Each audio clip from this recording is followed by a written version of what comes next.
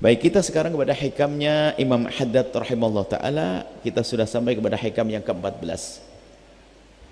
Ma'urifa qadru syai'i, kata Imam Haddad rahimahullah ta'ala, nafa'anallahu bihi wa bi ulumihi wa bi ulumi masyaikhihi wa talamidatihi iddaraini amin. Berkata Imam Haddad, ma'urifa qadru syai'i, tidak bisa diketahui kadarnya sesuatu,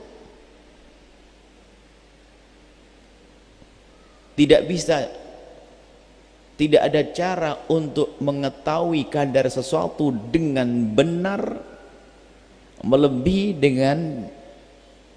dengan cara bimithri diddihi, mengetahui lawannya. Kita tahu dingin itu karena kita tahu ada panas. Kadar atau nilainya sehat itu ternyata di saat kita melihat sakit. Mungkin kita biasa saja menganggap ini mata, dan biasa kita lihat tiap hari, biasa saja. Tapi di saat dengar tetangganya operasi mata 50 juta, mikir, ternyata bernilai dong mata saya. Baru setelah ada kakinya kenceng banget, sehat, biasa saja, seolah-olah nggak punya nikmat. Ini kan kurang, orang tidak tahu diri. Baru tahu di saat sakit dia harus operasi, harus ini sampai puluhan juta. Ternyata. Atau bukan dia yang sakit, tetangga yang sakit. Maka di saat kita melihat kekurangan itu seharusnya menjadi sebab kita bisa bersyukur kepada Allah. Bukan mensyukuri musibah loh ya. Beda. Di saat mohon maaf kita sehat, melihat orang sakit, kita dianjurkan bersyukur, bukan nyukurin dia yang sakit. Nyukurin mah kurang ajar nih, akhlaknya kayak tashmid. Apa mensyukuri orang, syukurin, bukan begitu. Tapi mensyukuri kita tidak diuji oleh Allah dengan musibah tersebut. Maka makna mensyukuri ini menyadari bahwasanya saya ada nikmat saat ini, diberi Allah nikmat. Kapan aku merasakan nikmat? Di saat di sana ada orang punya musibah. Wenaknya pakai sepeda engkol itu adalah ternyata di saat melihat orang jalan berjalan itu nikmat seharusnya. Di saat melihat orang pakai kursi roda, orang pakai kursi roda pun masih bisa bersyukur, ternyata di sana ada orang punya sakit yang sama dengan dia, tidak punya kursi roda. Saya nggak punya kursi roda, jalannya pakai kesot. Bagaimana? Di sana ada orang sudah kesot, sakit yang lainnya lagi, jantungnya sakit, masih banyak. Pandai-pandailah melihat nikmat Allah agar kita bisa bersyukur.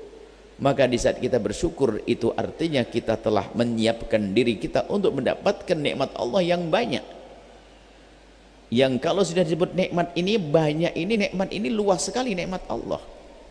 Kalau kita menyadari nikmat ini kan bukan saja yang diberikan pada kita, mohon maaf, itu sempit sekali pandangan kita. Nikmat itu kalau sudah Allah karuniakan luas ceritanya, coba. Cuman kita tuh pandangan sempit. Nikmat,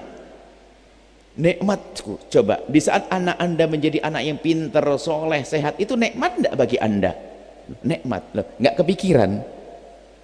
Ternyata nikmat yang diberikan oleh Allah kepada kita, tapi dititipkan di orang lain, jadi nikmat. Begitulah makanya mensyukuri nikmat itu penting. Mensyukuri karunia itu penting. Cari nikmat Allah sebanyak-banyaknya, temukan dalam diri kita nikmat untuk kita bersyukur. Allah sudah berjanji la'azidannakum, Allah akan tambahkan. Kalau kita memikirkan tentang karunia Allah yang Allah berikan pada kita lalu kita bersyukur, ya Allah akan tambahkan nikmat tersebut.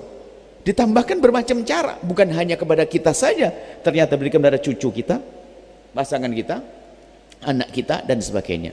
Begitu sebaliknya, hati-hati yang tidak pandai mensyukuri nikmat Allah, inna adzabi lasyadid, Allah akan hukum.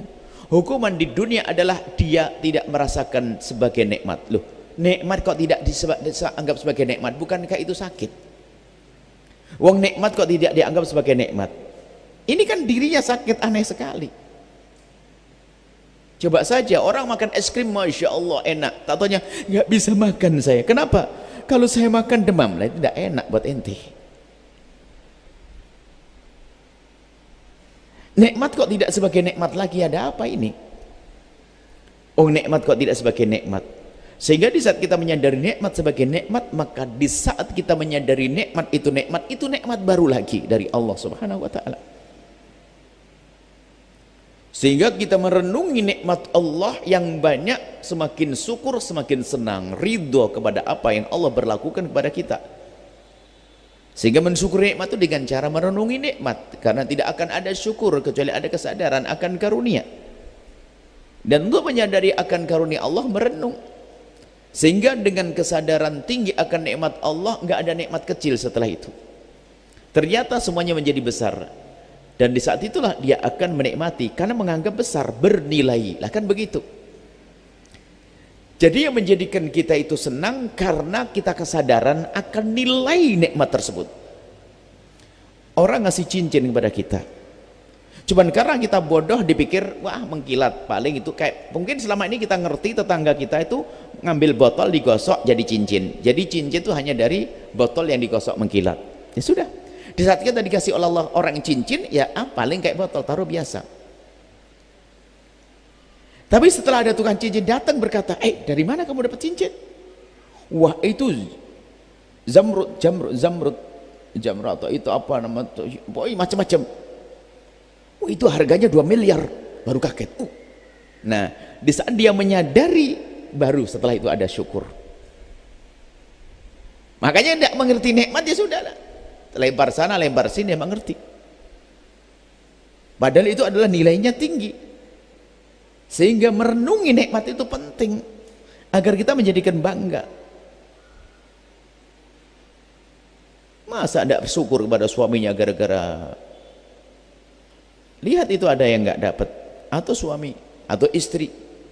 Sehingga pandainya seseorang di dalam mencermati nikmat, melihat nikmat itu sebetulnya nikmat baru lagi dari Allah Subhanahu wa taala. Sehingga dia mensyukuri nikmat Allah berikan kepada orang tersebut hanya sekedar mungkin kendaraan motor yang mungkin kalau dijual harganya cuma 2 juta, cuman dia menikmati itu, mensyukuri, dijaga setiap hari, dimandi, dicuci, masya Allah menikmati. Dan cara melihat nikmat ini adalah bukan melihat di sana orang naik mobil, nggak begitu. Ini motor subhanallah bisa dipakai jalan pergi ke pasar setiap hari. Di sana ada orang nggak punya, lihat yang di bawahnya urusan dunia. Agar nikmat ini menjadi gede, ternyata cara pandang kita. Dan begitu seterusnya. Dalam hidup itu seperti itu. Sehingga dikatakan tidak ada cara mengetahui kadar nikmat kecuali kita melihat kebalikan daripada nikmat tersebut. Wala tasallal musabu, dan tidak akan menjadi bergembira. Tasalla senang, menjadi berubah senang. Al-musabu orang yang tertimpa musibah bimithli dzikri man usiba, melebihi daripada mengingat, menyebut orang yang diuji bimithli musibati, seperti musibahnya.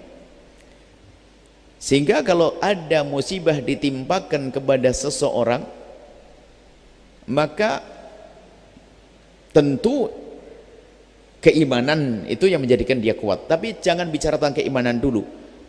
Upaya-upaya kita menjadi kuat dengan musibah lalu tidak merasa terpuruk apa?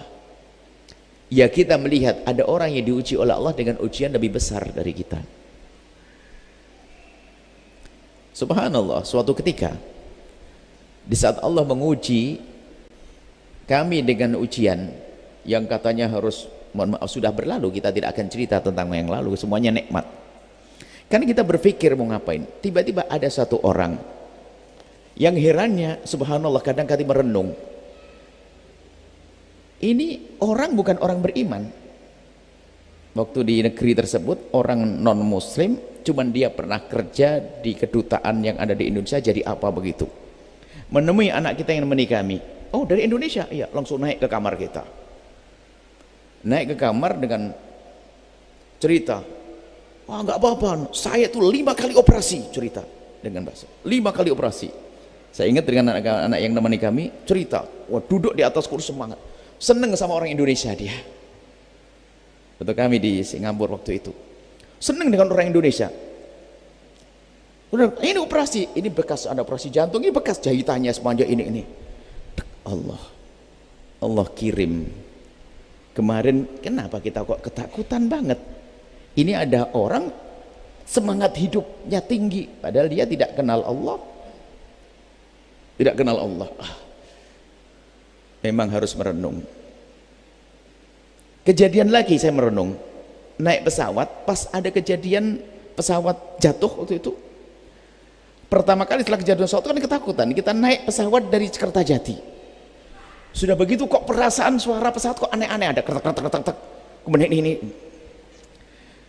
Ya Allah, astagfirullah, deg-degan. Sama yang mendampingi kami itu biarpun keker badannya pucat juga dia. Akhirnya diperlihatkan oleh Allah seorang pramugari lewat senyum. Gimana kita Ustadz kalah iman dengan pramugari ini? Gimana nih pramugari ya tenang saja? Loh kok saya gelisah? Enggak. Biarpun ada bisikan di hati, takut naik pesawat, ajib. Ini pramugari lewat mondar-mandir dengan kata, wah ternyata kelemahan kita ini kelemahan kurang pandai merenung. Setelah mikir ini, nah, tuh lihat pramugari senyum, kenapa ente pucat? Dan pramugari kan naik pesawat sama dengan kita, bahkan dia jalan ke sana kemari, dia juga dengar berita kemarin. Begitulah. Jadi pandai-pandailah Anda itu melihat karunia. Dan di saat ditimpakan, semoga bukan Anda, di saat seseorang tertimpa musibah, cerdaslah dia bahwa di sana ada orang tertimpa musibah yang lebih dari yang ditimpakan kepada orang tersebut. Artinya lebih, dan ternyata lebih kuat dia. Bahkan dalam kisah serupa, dan ternyata banyak, termasuk waktu kita ada seorang perempuan juga cerita tentang dia dioperasi lehernya juga, yang kebetulan dia adalah orang yang sering berderma di Indonesia. Seorang perempuan, ternyata saya itu nggak bisa noleh full karena saya dioperasi.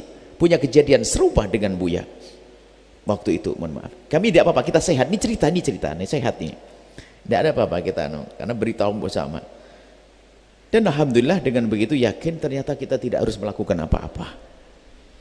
Hanya sedikit pengobatan selesai. Ternyata Allah selesai. Nah, artinya apa? Kita ini menghadirkan renungan. Kalau ketimpa musibah jangan terpuruk seolah Anda yang paling terpuruk, Anda ini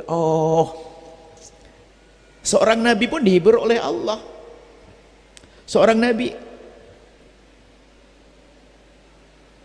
di saat nabi mendapatkan gangguan, Allah beritakan, kamu bukan nabi pertama yang mendapatkan ujian seperti wahai Muhammad. Di sana ada nabi-nabi terdahulu.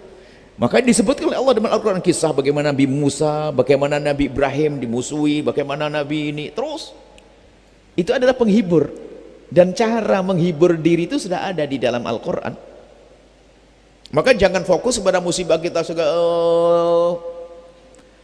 seolah-olah paling terpuruk, tersiksa. Itu akan merusak, akan menghadirkan penyakit baru lagi, mentalnya nggak sehat sehingga menjadi orang yang ketakutan segala macam. Yakini bahwa di sana ada orang yang telah ditimpa musibah lebih gede dari yang ditimpakan kepada kita. Subhanallah. Kemudian setelah itu merenunglah tentang sebuah musibah. Musibah bagi seorang yang beriman lah ini lebih dalam lagi tentunya. Kalau Allah menimpakan musibah kepada seorang hamba, itu karena Allah mencintainya. Allah ingin mengangkat derajatnya, karena Allah ingin mengampuninya. Sehingga Nabi pernah menyebutkan ajaban li amril mu'mini fa inna amrahu kulluhu khair. Sungguh mengherankan urusan orang yang beriman, semua urusannya itu baik-baik saja. Orang beriman, in asobathu sarra, jika dia mendapatkan satu karunia, syakar, kemudian bersyukur, baik, kana khairan lahu, maka itu baik baginya. Kebaliknya, wa in asobathu dharra, kalau mendapatkan musibah, sabar, dia bersabar, kana khairan lahu, maka itu baik baginya. Karena kesabaran yang dihadirkan seorang hamba yang diuji itu mengalahkan ibadahnya orang yang sehat, berlipat-lipat. Bahkan disebutkan kalau orang ibadah sholat kan sampai 10 kali sampai 700 kali lipat gandakan. Tapi kalau orang dengan kesabarannya akan ditanya, akan diberikan pahala oleh Allah dengan pahala yang tidak ada batasnya. Kamu minta berapa? Kemudian musibah yang Allah timpakan pada orang beriman ini tanda kalau Allah cinta kepada dia, kalau kita faham orang beriman. Karena antara tiga, pertama adalah karena Allah ingin menghapus dosanya. Allah sayang kepada hamba ini, hambaku ini kok banyak dosa, aku tunggu istighfarnya, nggak minta ampun juga, tapi aku sayang kepada hambaku ini, aku tidak ingin dia menyiksa. Aku tidak ingin menyiksa nanti di akhirat. Dikasih Allah sakit dan dikasih sabar oleh Allah, maka dengan sakitnya terhapus dosanya. Sakit di dunia sesaat, tidak akan sakit lagi di akhirat. Atau hambaku ini baik, dosanya juga sedikit, sudah aku ampuni, tapi ibadahnya kurang hebat biar punya pangkat tinggi. Dikasih Allah sakit untuk naik pangkat. Yang kedua, ingin diangkat tinggi-tinggi pangkatnya oleh Allah. Yang ketiga adalah Allah ingin menyiapkan pahala yang besar untuk hamba yang beriman tersebut, sehingga nanti dikagetkan. Orang-orang yang tertimpa musibah ini kaget di saat masuk surga, lalu bertanya, ini pahala apa ya Allah? Wahai malaikat, ini pahala apa? Pahala apa? Dijawab, ini pahala sakitmu sebulan waktu itu dan kau sabar. Sampai ada yang menyebutkan begini, ada orang berkata, kalau sakitku sebulan saja begini, kenapa aku tidak sakit seumur hidup biar gede lagi? Tapi kita yang hidup nggak boleh ngomong penyesalan yang tidak sesungguh, penyesalan yang bukan merupakan penyesalan ahli surga nanti. Itu adalah urusan kebaikan, sehingga orang mati syahid pengen hidup lagi, mati syahid lagi, begitu gedenya pahalanya mati syahid. Cuman dalam urusan ini nggak boleh anda berkata begini, ya Allah sakitkan aku biar aku bahagia, nggak boleh. Jadi kalau dikisahkan nanti di akhirat nanti ada dua orang yang tampak menyesal, menyesalnya bukan karena dia dalam siksa, tidak, merindukan pangkat tinggi lagi. Yang pertama tadi, orang yang ditimpakan kepadanya musibah, ternyata pahala musibahnya sangat gede, kemudian dia berangan-angan kalau seandainya dulu sakit lama kan bisa pahala mendapatkan pangkat lebih tinggi lagi. Yang pertama. Yang kedua adalah ada orang yang diberi oleh Allah karunia banyak, rizki dan sebagainya, kemudian dia bersedekah, ternyata setelah itu tampak betul pahalanya. Ya Allah, ini pahala apa? Ini pahala sedekahmu dulu yang kau berikan 2,5% atau 10% dari hartamu. Wah, gede pahalanya. Seorang hamba berkata, kalau tahu begini ya Allah, aku ingin balik ke dunia, akan aku dermakan semuanya. Nah, kalau ini anda boleh nyoba. Yang sakit nggak usah minta sok, ya Allah sakitkan aku biar pahala tinggi, nggak, minta yang enak-enak. Tapi urusan sedekah boleh sebelum masuk surga sekarang. Berbuat baik sebanyak-banyak dengan karunia yang Allah berikan, rezeki yang Allah berikan kepada kita. Seperti itu. Nah, jadi siapapun yang tertimpa ditimpakan kepadanya musibah, maka sungguhnya itu karena Allah sayang. Maka kalau orang yang tertimpa musibah ternyata disayang Allah, wahai para istri, jika ada sakit, ada musibah, sering tertimpa musibah, ketahuilah dia disayang oleh Allah. Pegangi erat-erat dia.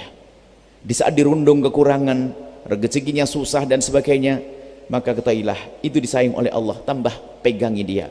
Istrimu yang ternyata sering tertimpa musibah, jangan malah dibuang. Karena apa? Yang tertimpa musibah karena disayang oleh Allah. Sampai suatu ketika dikisahkan, ada seorang perempuan pada zaman Nabi mempunyai seorang suami, dan dia sangat baik dengan suaminya karena menemukan suaminya ini luar biasa, sehingga khidmahnya luar biasa. Sehingga suatu ketika sang istri mengambilkan air minum kepada sang suami. Rupanya sang suami itu ketiduran. Karena ketiduran, sang suami itu setelah bangun, istri masih di depannya dan dilihat sudah berjam-jam. Dek, masih di sini kamu? Iya abang, takut nanti saya pergi abang nyari air. Kalau saya tinggal abang nggak tahu. Luar biasa, hebat kau istriku.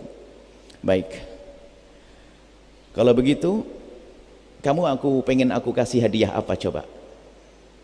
Bang, hadiahnya adalah ceraikan aku.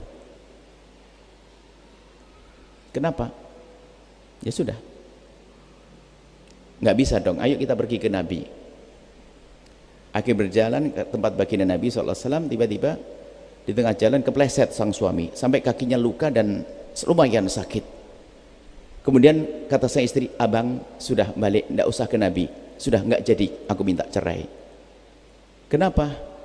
Karena aku lihat engkau selama ini kok enak saja, nggak ada ujian bagimu. Aku khawatir kamu tidak dicinta oleh Allah. Tapi baru tadi lihat kau kepleset, aku tahu kau dicintai oleh Allah. Sekarang aku tambah cinta kepadamu. Jadi kalau kena musibah, kalau diberi nikmat terus, jangan-jangan tidak disayang oleh Allah. Bukan berarti kita minta musibah, bukan, minta yang baik dong. Ini beginilah. Jadi kalau ada orang, makanya dekatlah dengan orang-orang yang diuji oleh Allah. Apalagi Jangan sampai berbuat zalim, naudzubillah. Kadang kita sering berbuat zalim justru orang-orang yang seperti itu. Bahaya sekali. Orang yang diuji oleh Allah itu disayang oleh Allah. Bisa jadi doanya dikabul dan seterusnya.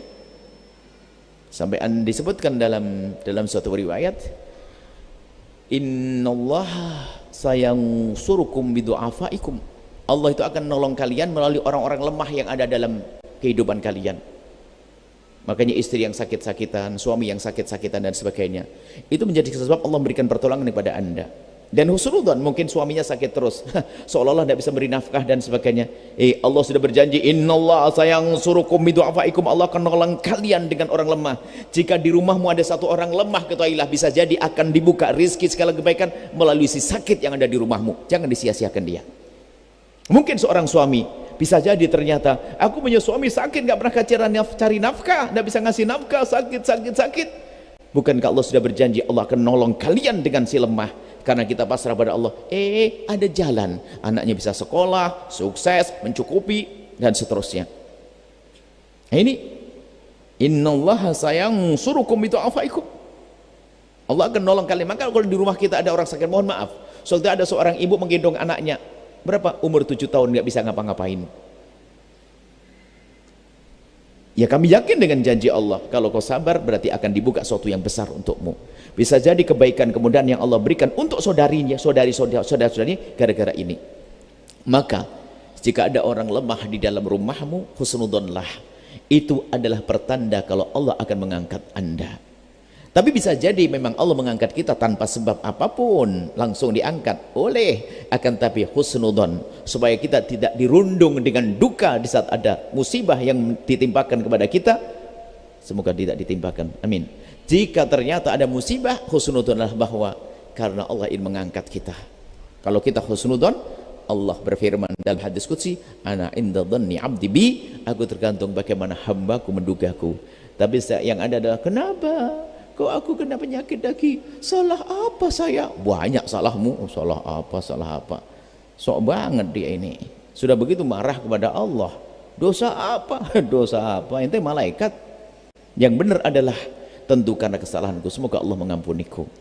Tentu karena dosaku. Kemudian setelah itu husnudzonlah, tidak ada musibah yang Allah timpakan kepada seorang hamba kecuali karena Allah ingin mengangkatnya. Ibuku sakit, semoga dengan ini Allah mengangkatku. Khidmahlah kepada ibundamu. Ayahku sakit, istriku sakit, suamiku sakit. Semoga Allah memberikan kebaikan kita kepada kita di dunia dan di akhirat. Dan minta jelek nggak boleh loh ya. Jangan sok. Ini berita ini adalah di saat sudah ditimbakan. Tapi nggak boleh kita minta, ya Allah timpakan padaku musibah biar pangkatku tinggi di akhirat. Nggak. Yang benar adalah doa yang diajarkan Allah, Rabbana atina fid dunya hasanah, di dunia kebaikan.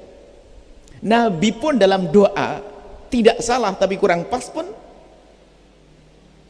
juga dikabul. Nabi Yusuf itu coba ngomongnya yang enak, aman, tapi Nabi Yusuf ngomong, ya Allah, penjara bagiku lebih aku sukai daripada aku ngikuti dia. Masuk penjara beneran. Coba tak usah ngomong itu. Maka jangan sok deh, saya pengen sakit nanti masuk surga tinggal tinggi. Sudah, ya Allah jadikan saya sehat, cukup rezeki, masuk surga tertinggi gitu loh.